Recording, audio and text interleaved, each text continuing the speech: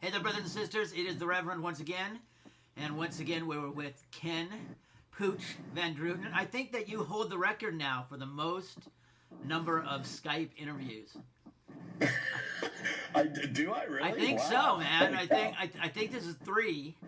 So actually, no, we're 2 Skype, and we're using FaceTime this time. I think it's gonna go a little bit better. We're hoping. Yeah, we decided FaceTime was a little bit better quality. Yeah, but, well, that's saying something. So you're in Washington right now with Linkin Park. We are starting the Linkin Park tour here in Washington, D.C. We've been at this shed for a few days, and we're setting up for it, and the show is Saturday. Cool. And then you're going out for what, like a 6-week run? No, I don't even think it's that long. Linkin Park kind of does a real short run in the U.S. Every couple of years. It's interesting. We spend most of our time outside of the U.S., but when we do hit the U.S., we hit it hard and heavy, and we're doing 4 weeks, I think, here in the U.S. and Canada. Yeah, with like 3 days off. Pretty much. Yes. So tell us about your new gig. My new gig, it's exciting. I started working for Maryland Sound recently, if you haven't heard. It really harkens back to my experience with them. I started with Maryland Sound back in the early 90s. One of my first, gigs as a monitor guy was with Whitney Houston, and that was a Maryland Sound gig. So, you were pulling cable with them. Yes. The experience that it helped lay the foundation to become a really good engineer really kind of came from then. It got me grounded, and it made music, first, and quality, and my attention to detail and all that stuff were all learned originally from there. Recently, I visited the company for the first time in many years, probably almost, I don't even want to say it, but like probably almost 20 years. I was just really impressed with the direction that the company and the quality of the gear. It really impressed me. All the gear was in new condition, and the packaging was excellent, and it was just an overall good vibe. I'm continuing in the touring business, and my MSI has focused on developing products and services that give it, unusual and outstanding capabilities. They have killer monitors, they have killer subs that are all proprietary.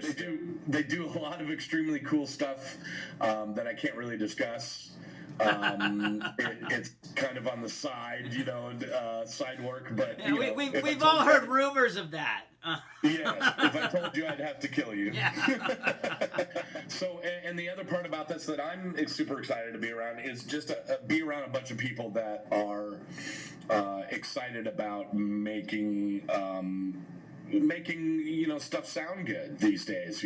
I think that there's a lot of sound companies that have lost focus of that, and that our final end product is the audience, the people that come to these shows, it's fun to be around people working in an environment where people really care about how it sounds. Their first love is touring, and that's where they started. And I decided to rejoin MSI as this client liaison, by the way, which is my title there. I'm title client liaison. To build on the strong history of working with artists whose audience matters. We have a little saying there called when your audience matters, because in the end, the audience is the end user, and it's important that we pay attention to how good things sound. We had a huge purchase of the new VTX box by JBL. Yeah, I heard it was a huge purchase. Yeah, if you know much about the history of MSI, but they have been a big JBL house for years and years. Yeah, I think they were the first one to get the first Vertex. Yeah, I think they were the first and the largest, JBL house, and they continue in that tradition. The first and the largest purchaser of the new VTX box, they bought 300 new boxes. We all talk about, especially us touring guys, front of house guys, we all talk about what we're going to do after touring. I'm really looking forward to how this relationship goes, and I think that the two of us, MSI and myself, are really, you're going to see some really cool things come from that company. So anyway, I really appreciate, Bill, that you sharing this time with me, and I wanted to get it out there. I think there's some people out there that don't even know that I've started to work for MSI, so I certainly appreciate you giving me that opportunity. Not a problem. I think on the other side of that coin is there's a lot of people who heard it and figured you were going to stop touring, but that's not the case. That is not the case.